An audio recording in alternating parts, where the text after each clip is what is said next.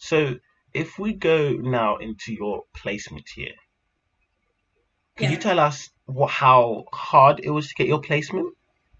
And then I'll ask some more questions after you've explained that. So from when So, did you start applying for your second year? Third year, sorry. so it was in about, I think it was late September, early October time of the year before I would start, sort of thing.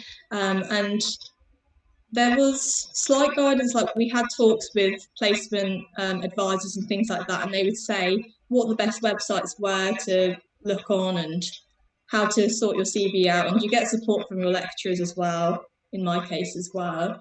And so that was really helpful. But then you're mostly sort of left on your own to get on with it, which I suppose is just naturally what should happen as you're like growing up and getting into the job world and things like that.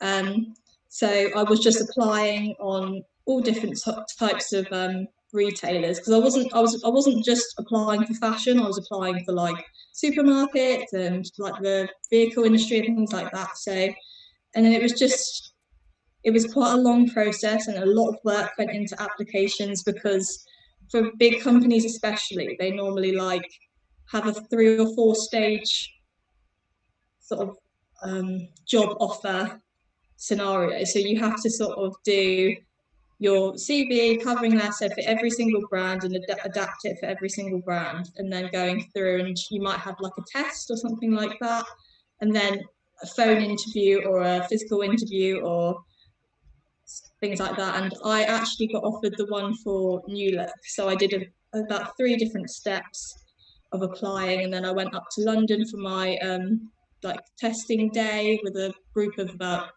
I think it was about 10 of us. And yeah, it was just all different things, all different tasks, and how we acted with other placement students and how we acted to the tasks. And then a couple of weeks later, I got the phone call. So yeah, And in your really good. placement year, do you get student finance?